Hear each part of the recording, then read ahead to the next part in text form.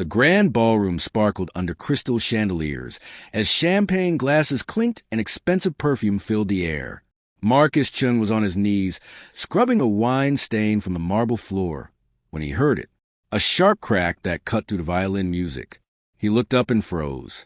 Near the white draped table stood Victor Ashford in his crisp white shirt and tailored pants, his face twisted with rage as he gripped a champagne bottle. On the floor sat a pregnant woman in a pale blue dress, her blonde hair disheveled, a red mark blooming on her cheek. The ballroom went silent. 50 guests in their black ties and evening gowns stood watching, but not one person moved. Victor raised the bottle again, and his voice boomed through the hall. "Touch her again, I dare you." But he wasn't talking to Marcus. He was talking to his wife, Caroline, who was trying to shield herself. Marcus felt his heart hammering. He was just a 42-year-old janitor in yellow rubber gloves, a single father barely making rent. Victor Ashford owned half the city. The other guests whispered behind their hands, but their feet stayed planted. Some turned away entirely. Marcus thought of his daughter Emma, waiting at home, counting on him. He thought of the bills piled on their kitchen table. One wrong move, and he'd lose this job. Lose everything. But then Caroline looked up, and her eyes met his. In them he saw the same fear he'd seen in his late wife's eyes years ago, when her illness had made her feel helpless and afraid. Something inside Marcus shifted. He stood slowly, his knees cracking, and picked up his mop handle. "Sir," Marcus said, his voice steady despite his shaking hands, "I think you should step back." The ballroom gasped. Victor's head snapped toward him, eyes blazing. "Who do you think you're talking to?" Victor snarled. "Do you know who I am?" "I know you're about to hurt a pregnant woman," Marcus replied, walking forward with the mop held firm. "And I can't let that happen." Nervous laughter rippled through the crowd. A janitor challenging Victor Ashford. It was madness. Victor lunged forward, but Marcus was quicker than he looked. Years of hard physical work had kept him strong. He swept the mop handle between them, creating a barrier. "Security," Victor screamed. "Get this man out of here." 2 security guards in dark suits approached, but they moved slowly, uncertain. Marcus never took his eyes off Victor. "You can fire me," Marcus said quietly. "You can have me arrested, but first you're going to let her stand up and walk away safely." Something in his voice made Victor pause. Maybe it was the absolute certainty. Maybe it was a crowd now pulling out their phones, recording everything. Caroline struggled to her feet, one hand protecting her swollen belly. "Please," she whispered to Marcus, "I just need to get to my car." "You're not going anywhere," Victor shouted, but his voice had lost its power. Marcus held out his free hand to Caroline. She took it, her fingers ice cold and trembling. He helped her steady herself, and together they walked toward the exit. The crowd parted like water. Victor stood frozen, his face purple with rage and humiliation. At the door, Caroline turned back to Marcus with tears streaming down her face. "Thank you," she whispered. "No one has ever—" Her voice broke. Outside, Marcus helped her into a taxi and made sure the driver knew to take her somewhere safe. He gave the driver his last $20. When he walked back inside, the security guard were waiting. His supervisor, a thin man named Gerald, stood with his arms crossed. "Pack your things, Marcus," Gerald said, not meeting his eyes. "You're done here." Marcus nodded slowly. He'd expected this.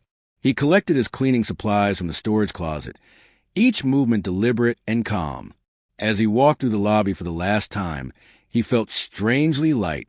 The next morning, Marcus was making breakfast for Emma when his phone rang. It was an unknown number. "Is this Marcus Chun?" a woman's voice asked. "Yes. This is Patricia Williams. I'm Caroline Ashford's attorney. Mrs. Ashford would like to meet with you today if possible." 2 hours later, Marcus sat in a coffee shop across from Caroline.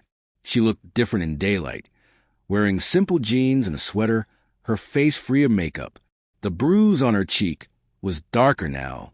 "I'm leaving him," she said simply, stirring her tea. "I should have done it years ago, but I was scared." Marcus nodded, understanding more than she knew. "You showed me that someone could stand up to him," Caroline continued. Daddy wasn't untouchable. I've already filed for divorce.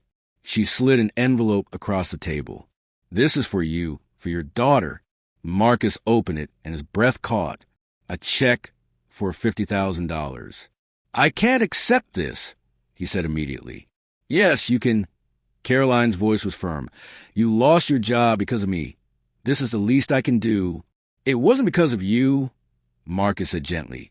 It was because it was the right thing to do. Caroline's eyes filled with tears again. My lawyer tells me you're a single father. Marcus smiled. Thinking of Emma. My wife passed 3 years ago, cancer. It's just me and my daughter now. Then take it for her, Caroline insisted. Let something good come from that horrible night. Marcus looked at the check, then at Caroline's earnest face. He thought about Emma's college fund, barely touched. About the medical bills still outstanding. About giving his daughter the life she deserved. Thank you, he said finally. Over the next weeks, Marcus looked for new work while the story spread. Someone had posted the ballroom video online, and it went viral. Millions watched the janitor stand up to the billionaire.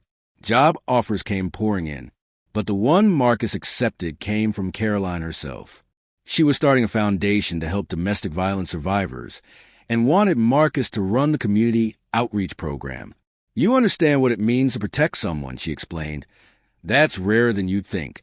On his first day at the foundation, Marcus stood in the bright, clean office and thought about that night in the ballroom, about how one moment of courage had changed everything. Not just for Caroline, but for him, for Emma, for all the people they'd now be able to help. That evening, he picked up Emma from school, and they went for ice cream. Dad, she asked, chocolate chip cone dripping, why did you really help that lady? You knew you'd lose your job. Marcus thought carefully. Because, sweetheart, sometimes the right thing and the easy thing are different, and when that happens, you have to choose right, even when it costs you. Emma nodded seriously, then grinned. You're kind of a hero, Dad. Marcus laughed and ruffled her hair. No, I'm just a dad who wants his daughter to know that kindness matters, that standing up for others matters, no matter who's watching or what it costs you. As they walked home hand in hand, the setting sun painted the sky orange and gold. Marcus Chun had been just a janitor in yellow gloves. But he'd learned something that night in the ballroom, that sometimes the most ordinary people do the most extraordinary things, not because they're looking for glory, but simply because when the moment comes, they choose to be brave. And that choice, that one moment of courage, can change not just one life, but many. If this story touched your heart, please share, and subscribe to hear more stories of everyday courage and kindness. And leave a comment telling us about a time when you or someone you know stood up for what was right, no matter the cost.